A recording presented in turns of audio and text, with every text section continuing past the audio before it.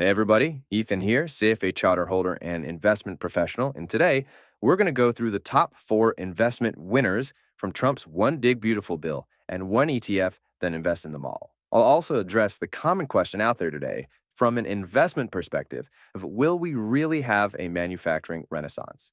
Now, quick disclaimer, if you're looking for a politically charged video, you've come to the wrong place. Like I always say, you may care about politics, but your investments don't. This channel is about profits, not politics. The first one we'll cover is U.S. autos. For this one, we're going to get into a little bit of accounting, but I promise I'll try to keep it as simple as possible.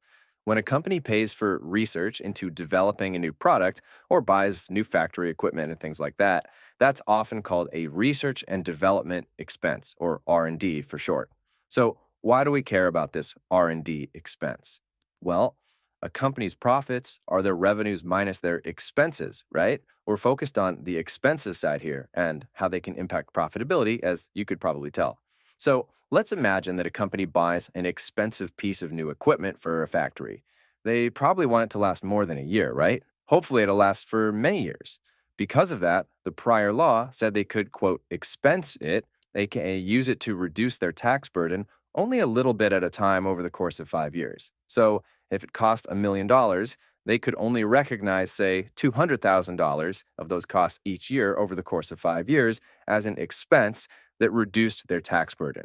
Now, one of the changes in the bill would allow companies to expense all of their research and development, aka R&D expenses, in the first year, and in some cases, the remaining amount from any R&D expenses they've already done in recent years. Besides the impact on taxes, which is more expenses equals lower profits and thus lower taxes, it also impacts free cash flow.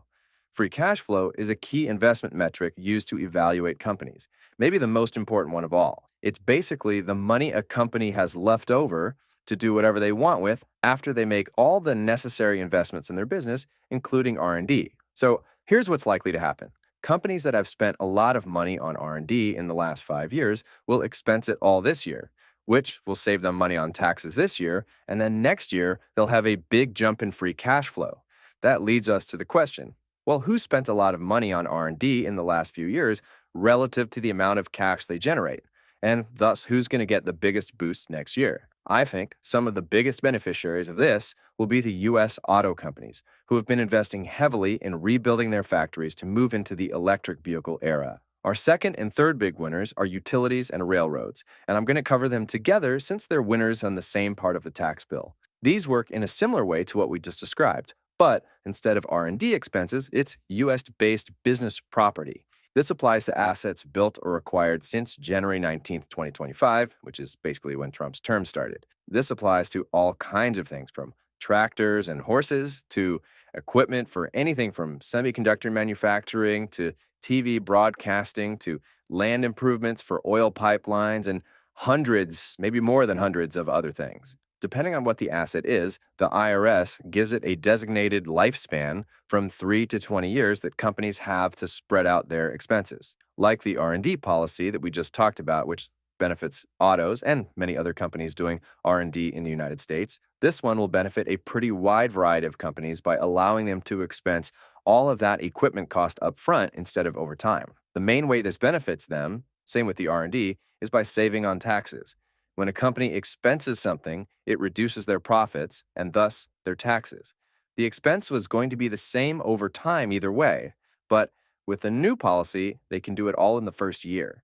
That means fewer taxes paid in the first year and then more later. But remember, a dollar today is worth more than a dollar 10 years from now. So being able to defer those taxes does ultimately save them money in the long run. Remember, these different types of equipment have different lifespans. And so the biggest beneficiaries of this one are going to be the companies with the most equipment designated at the 20-year lifespan, i.e., the ones who effectively get to defer taxes for longer. And those companies are utilities and railroads, along with the companies that supply equipment to them. If the equipment effectively costs them less, they can buy more of it. That's how the secondary benefits of a lot of these new policies should work. And that brings us to our fourth big winner, the AI supply chain. That doesn't mean just the semiconductor companies like NVIDIA or Micron and Taiwan Semiconductor, and just the hyperscalers like Microsoft and Meta, or just the Mag 7, or whatever the most popular way to invest in AI has been.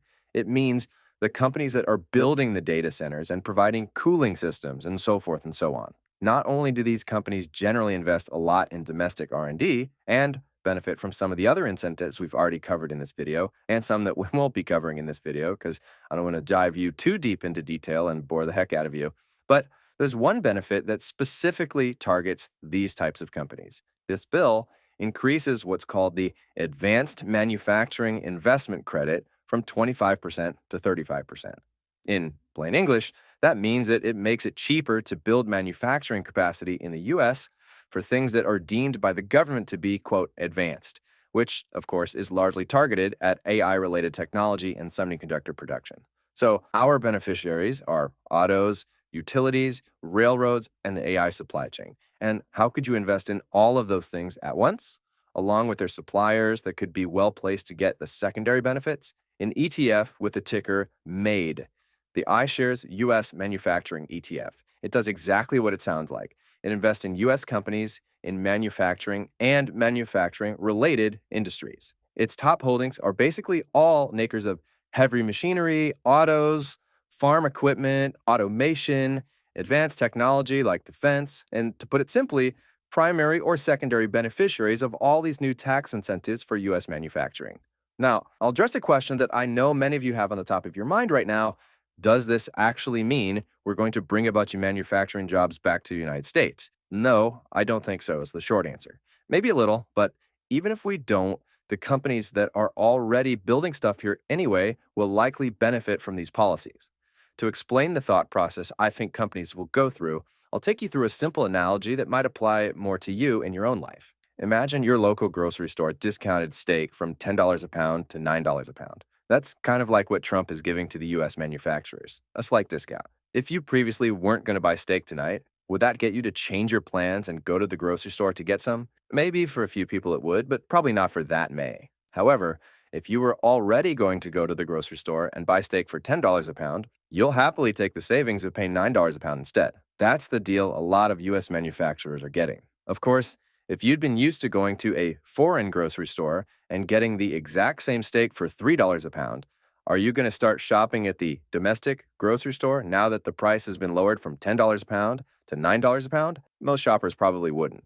And most companies will not move manufacturing back to the United States because even after the tariffs and the modest tax breaks, it's still significantly more expensive to produce a lot of things here in the US. But from an investment perspective, even without any kind of major manufacturing renaissance, this is still a benefit to the companies who are already manufacturing things here, and those are the companies that MADE invested. A few things worth mentioning before I go. First, of course, as you know, nothing on this channel should be considered advice, and obviously many other things besides these tax bills can and will impact these companies. For example, tax gains could be overpowered by weaker spending or high inflation due to tariffs, just as one simple example.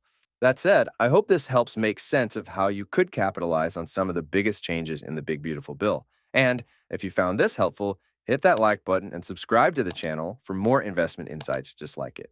Also, of course, I did not read the entire 900-page bill, much like the people who voted for it. So if there are things in there that I've missed, good or bad, and you want to know how they might impact some investments that you own or you're thinking about buying, let me know in the comments and I'll do my best to weigh in on them. Thank you for watching. I'll see you in the next one.